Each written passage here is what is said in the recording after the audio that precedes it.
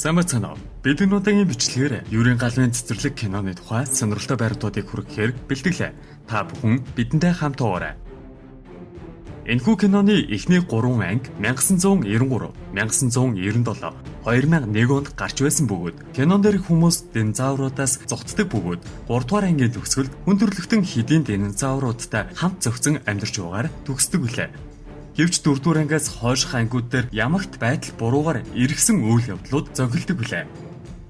Эхний 3 анги хоорондын уялдаа холбоо төдийлөн байхгүйч 2015 онд бүтээгдсэн киноны үйл явдал эхний ангиасаа улбаалдаг. Юрийн галвын цэцэрлэг киноны сүүлийн ангиудыг үзэхийн өмнө 1993 онд бүтээгдсэн анхны кинон дээрх цаад утга санаа болон үйл явдлыг мэдэж байвал илүү сонирхолтой байх болов уу? Юрийн галвын цэцэрлэг хэмээх энэхүү киноны анхны ангийг Стивен Спилберг санаачлан бүтээж байсан бөгөөд Юрийн галвын цэцэрлэг киног бүтээх санаагаа Кинг-Конгоос санаа авч байжээ. Үл мэдэгдэх харал дээр Европ улсын хачин жигтэй амьтад гарч ирдгээс ахуулаад киноны ихээхэн хэсгүүд Кинг-Конг кинотой адилхан харагддаг. Тэр дундаа Юрийн галвын цэцэрлэгийн үүд хэсэг нь бараг л Кинг-Конгийн аралтай адилхан орчтой байдаг. Мэлколм докторын дүр тоглосон Джефф Голдблум жүжигчин хүртэл аренд Кинг-Конг хүртэл байгаа юм биш үз хэмээж байжээ. Тус киноны анхны анги дээр 127 минутын бүхэл бүтэн 15 минут нь динозаврууд гардаг. Тэдгээр динозавруудын 6 минутыг нь графикийн аргаар, 9 минутыг нь аниматроникс хүүгэлтэйгээр бүтээсэн байдаг. Динозавруудын бүтэн биеэр гарах хэсгүүд нь бүгд график болон зөвхөн толгой эсвэл биеийн ойр хэсгүүдийг аниматроникс хүүгэлтэйгээр харуулжээ. Аниматроникс динозавруудын хувьд удирдлагатай робот гэсэн үг бөгөөд бодит харьцаатай Трикс гэхэд даруй 5 тонны жинтэй байсан гэдэг.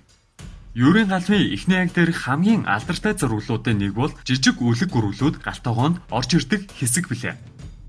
Энэхүү киног яг л аимшиг кино үзэж байгаа мэт сэтгэлийг үзэгчдэд үлдээсэн хэсэг гэхэд болно. Тэгвэл эдгээр динозаврууд нь график биш гэвэл та итгэх үү? Мэдээж график орсон хэсгүүд байсан хэдиж аниматроникс өмсгөл өмсөн жүжигчдийн хэсэгч ихээхэн байдаг ажээ. Дотор нь байгаа жүжигчдийн нөхцөл байдал нэлээдгүй хэцүү байсан учраас нэг удаад 15 минутаас илүү урт хугацаанд зураг авах боломжгүй байжээ. Нүд анивчих, ам хөдлөх гээд бүхий л хөдөлгөөнийг жүжигчд дотроосоо удирдах байв. Ингэж их хөдөлмөр гарган бүтээсэн зүйлсээр бахархаас ч өөр яах вэ? Тиймээс кино нээлттэй хийсний дараагаар янз бүрийн өдөрлгүүдээр үзэгчдийг тэдгээр динозавруудаараа баяцгаж байжээ. Яг л динозавр шиг чанга дуу гаргаж байсан хүртэл үзэгчдэд яг л жинхэнэ мэт сэтгэлийг төрүүлэх нь тэр. Дуу гэснээс динозаврууд хэдийн шинжлэх ухаанд судлагдсан асар их материал цугларсан байдаг боловч тэдний дуу хоолойг яг ямар дуу хоолойтой байсан гэх баталгаа байдаггүй ажээ. Тиймээс уран бүтээлчид T-Rex-ийн дуу чимээг нохой, пингвин, бар, матар, заан гэх мэт амьтдын чимээнээс харин эдгээр жижиг үлэг гүрвлүүдийг далайн гахаа, галууны чимээгээр тус дүрсэлжээ. Юрийн галвын цэцэрлэг киноны эхний анги 63 сая доллараар бүтэж 1 тэрбум долларыг олсон гэд үзвэл зардлаа 16 дахин нугалж олж чаджээ. Стивен Спилберг найруулагчийн найз Лукас найруулагч түүний энэхүү бүтээлч киноноос урам зориг аван Оддын дан кинонд компьютер графикийг ихээр ашигласан гэгддэг. Харин киноны сүүлийн үеийн ангиуд дээр хүн төрөлхтөн динозавруудтай зохицон амьдарч буйгаар гардаг билээ. Мэдээж тус киног үзэх шалтгаануудын нэг бол үзэгчид амьдрал дээр харах боломжгүй яг л жинхэнэ мэт динозавруудыг дэлгэцээр үзэх билээ. Мэдээж сүүлийн үеийн кинонуудад аниматроникс гэхээс илүүтэй бүхэл зүйлсийг графикийн аргаар бүтээхийг зорих болсон. Мэдээж гэхдээ яс, улчин гэд бүхэл зүйлсийг амьдрал дээрх судалгаан дээрээс үндэслэн дүрсэлсэн байдаг. Харин хөдөлгөөнүүдийг жүжигчдэд motion capture өмсгөн дүрсэлжээ.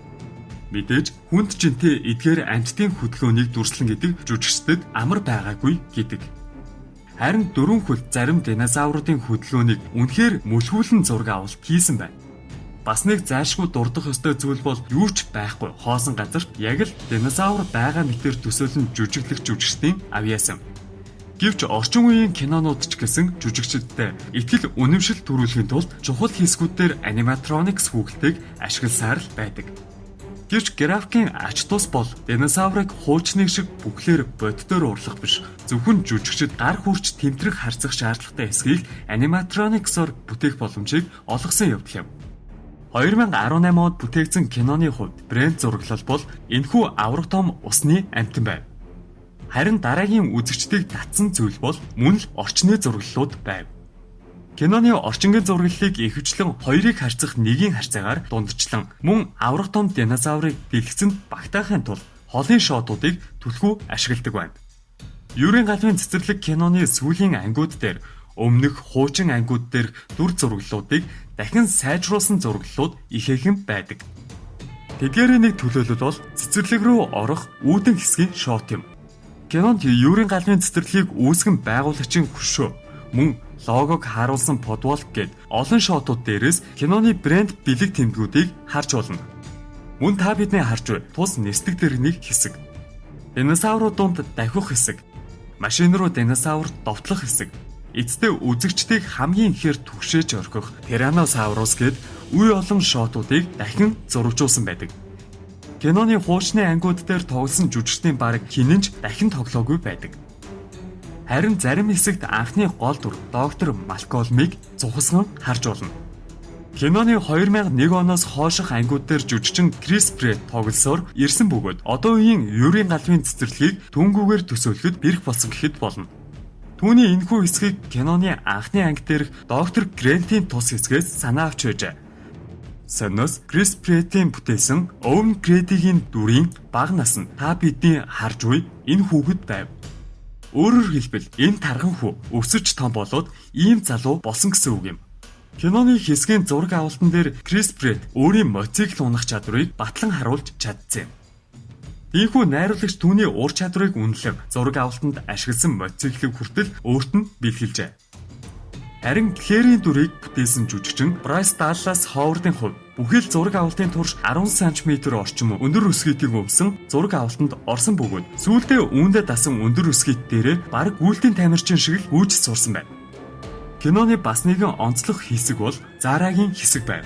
Мосасауруст баригдан ус руу унаж дахин Мосасаурусын хоол болдог үзэгдлийн бүхий л хэсгийг жүжигчин Кэти ямар ч орлон тоглогчгүйгээр өөрийн биеэр боддоор дүрслэн харуулжээ.